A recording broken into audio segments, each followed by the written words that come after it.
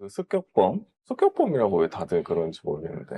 암살 미수. 암살은 숨어서 하는 거니까 그냥 대놓고 살인 미수범이 쪽지를 가지고 있었대요. 근데 경찰이 내용을 함구하고 있다. 무려 이게 8장이나 쪽지를 썼다고 합니다. 그러니까 살해하기 전에 미리 쓰고 그걸 갖고 있었던 거죠. 그래서 이거를 경찰이 확보를 했으면, 아니, 경찰한테 줬다고 이미 얘기를 했어요. 제출을 했다고. 제출은 뭐야? 경찰이 찾은 게 아니라 내가 자진해서 경찰에 줬다는 거 아니야?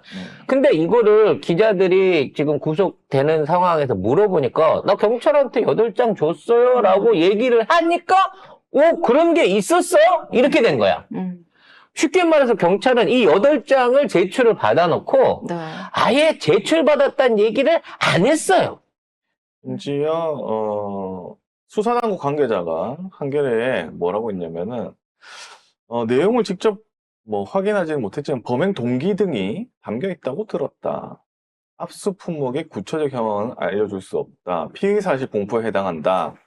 진위 파악이 안 돼. 피의 사실 공포? 이성규는 진술을 공개할 수 없다. 뭐 이런 이유를 들어서 공개를 거부하고 있습니다. 송 작가도 가지고 있냐고요? 아니요, 저는 안 갖고 있어요.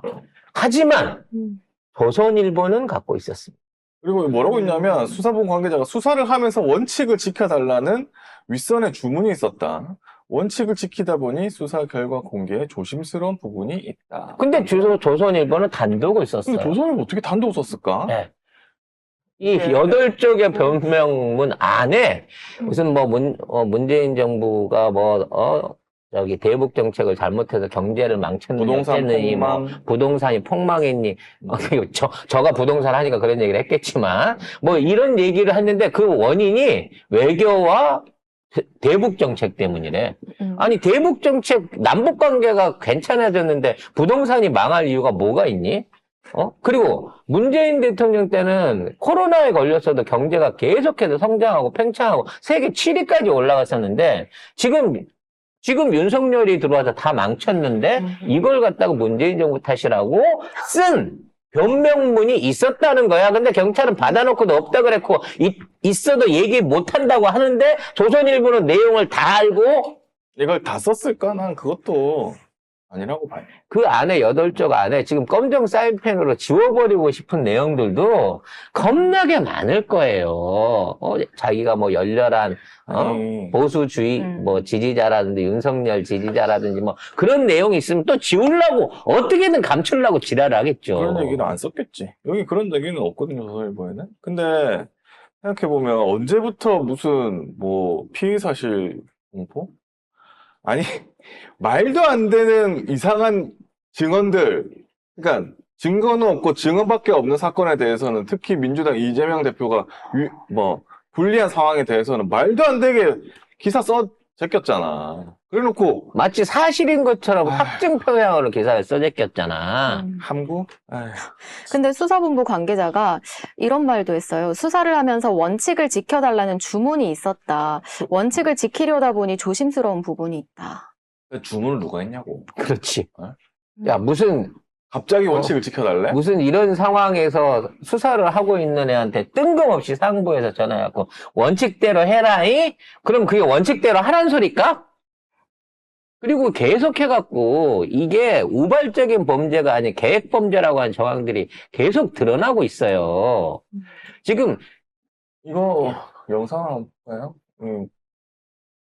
이 사람입니다. 칼로 찌르는 칼을 종이에 이렇게 넣어가지고 안 보이게 해놓은 상태예요. 네. 근데 그 주변에서 연습하고 있어. 지금 저 피켓을 들고 휘두르는 연습을 하고 있는 걸로 보여요. 물론 팔이 잡았다고 하면 할 말은 없어. 근데 저 자세를 봤을 때 저 부자연스러운 자세는 서 있는 사람의 목을 노린 일종의 동작을 반복 연습하는 게 아닌가라는 의심이 들 수밖에 없는 짓거리라는 거죠, 저게. 연습 장면 아니면 이거 뭐라고 할 거야?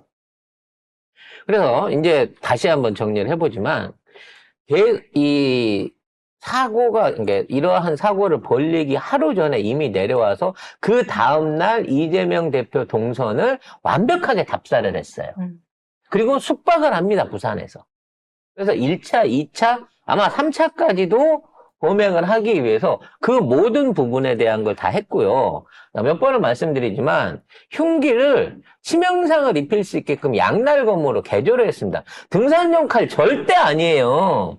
일반적인 전에 말씀드렸던 사박기, 그러니까 고기 썰어낼 때 있는 뼈칼이거나 뭐 일부 어떤 분들은 이제 생선회에서 이것도 똑같이 뼈칼인데 생선회 뼈 따는 칼이다라고 얘기를 하는데 사이즈만 다를 뿐 그 크기 모양은 크게 차이가 없습니다. 이게 쉽게 말하면 이렇게 칼날 자체가 밑둥이 깊게 있고 앞이 뼈 쪽에서 힘을 주어서 찔리면 안으로 파고 들어갈 수 있는 그건데 양날로 개조를 한 거예요. 그래 놓고 이 주변에 있는 상황들을 정리한 듯한 마치 주변에 자기가 이제 일을 저지르게 되면 신변 정리를 미리 하려고 했었던 요런 정황까지도 지금 계속 보이고 있다는 거예요. 네. 기사를 한번 봅시다. 그러니까 김 씨가 성탄절 직후에 자신의 부동산 중개소가 입주해 있는 건물의 임대인과 만나서 너무 어려우니데 그런데 어찌됐든 연체 임대료를 정리하겠다고 말했다고 합니다. 여기서 목돈이 생긴다는 거 아니에요. 정리하겠다고 말한 거는 음. 이번이 처음이었고, 당시에 정리하는 말을 밀리 임대료를 해결하겠다는 뜻으로 이해를 했는데, 이런 사건이 난 거죠, 결국에. 그리고, 중개 보조원 2명까지 내보내고 혼자 업무를 해가지고 점점 경제 상황이 안 좋아진 거예요, 이 사람이. 이게 지지리도 원룸 임대가 안 된 거예요. 이 사람은 다른 사람들처럼 여기 뭐랄까 큰 사무실이나 주택이나 뭐 이런 매매를 중심으로 한 게 아니라 소규모 원룸을 갖다가 이렇게 소개시키는 이런 일들을 했기 때문에 일단 복비가 싸요. 매매에 비해서 규모도 작고 그럼에도 불구하고 사무실 위치가 외지고 거의 손님이 없어서 새로 유입되는 인구가 없다니까 지금 손님이 없어갖고 계속 그 사업이 어려워지고 있는 상황이라는 거였다는 거지. 근데 갑자기 100명 정도 들어갈 수 있게끔 건물 한 5개만 알아봐줘. 20명씩 들어갈 거. 이게 상식적으로 이해가 되냐고요. 그리고는 일 안 했어. 정작 그래놓고 자기는 부동산 찾아보러 안 다녔다니까. 그리고 추적을 해가지고 이재명 대표를 따라다니고, 그러니까 결국에 1월 1일에는 일단 여기 어디죠? 봉화마을. 부산으로 이동한 다음에 경남 김해시 봉화마을, 그 다음에 양산시 평산마을을 찾았습니다. 이게 다 사실은 이 대표가 방문을 했거나 방문하려던 곳이죠. 그 다음날 2일은 가덕도 신공항 부지를 찾아서 이제 공격을 가했는데, 그 전에도 이 사람이 사전 답사를 범행 전날에 한 거예요. 그래서 결국은 이제 제일 중요한 부분이 공범이 있냐 없냐예요. 만일 이 사람이 부산, 경산 여기를 돌아다니는데 어떤 교통편을 이용했는지에 대한 설명이 기사에 따라 나와야 됩니다. 고속버스나 뭐 택시나 뭐 이런 걸 이용했다 그러면 그 방식으로 이동을 했다라고 봐야 되거든요. KTX를 타고 그 전날 부산역으로 갔다고 하고. 거기까지는 이해한다고. 근데 여기 지금 봉화마을, 평산마을 이걸 이렇게 하루에 돌아다니려고 하면 차량이 차량이 없으면 불가능하지 않나요? 택시를 대절해서 타고 다녔다 그러면 택시 타고 다닌 사람도 이상하게 생각했을 거라고. 그러니까 조력자가 있냐, 공범이 있냐라는 질문에 대해서 이 사람이 다 대답을 안 해요. 그러면 대답 안 했다는 얘기는 공범이 없습니다라고 얘기를 했겠지. 만일 진짜 단독 범행이었다면. 없었다면 아유 저 혼자 했습니다라고 얘기했겠죠. 근데 말을 안 한다는 얘기는 최소한 여기에 이동 편의를 제공하는 어떠한 형태의 공범이라든지 조력자가 있었을 가능성이 난 분명히 있다고 본단 말이야.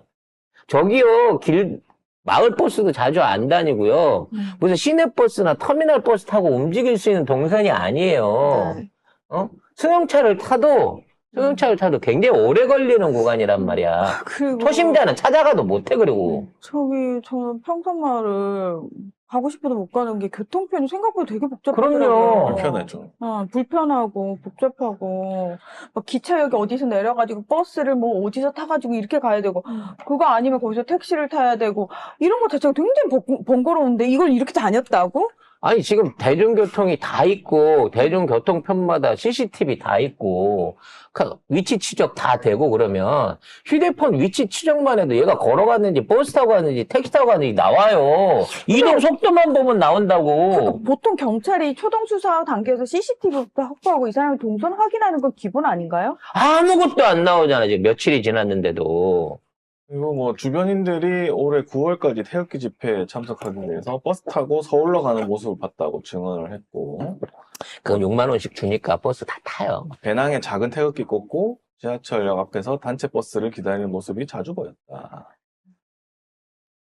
아무튼 너무 의심쩍은 정황이 많아지고 있습니다. 근데 이런 보도를 누가 하고 있냐는 거지. 응? 레거시 미디어가 하고 있냐고. 경찰이 언론에 뭘 풀려갖고 우리가 이런 얘기들을 할 수 있냐는 거죠. 결과적으로 인터넷 매체들이 먼저 보도한 거를 지금 주섬주섬 주워가지고 어떻게든 순화시켜가지고, 그러니까 핵심적인 포인트는 묻어버리고 어떻게든 순화시켜가지고 따라 쓰고 있는 거예요, 레거시들이. 그러면서 가장 결정적인 걸 한두 개씩 빼놓고 묻어버려요. 그 포인트를 우리가 생각을 해야 된다는 거죠. 그러니까 마사지 하기 위해서 레거시들이 쓰고 있는 거예요. 마사지 하기 위해서. 이게 만약에 있는 그대로 퍼져버리면은 안 된다고 생각하니까 얘들이 그냥 끼어들어가지고 말씀하신 것처럼 중요한 건 다 빼버리고 뭐 마치 언론이 우리가 언론의 역할을 하고 있는 것처럼 사람들 눈속임하고 있는 거죠.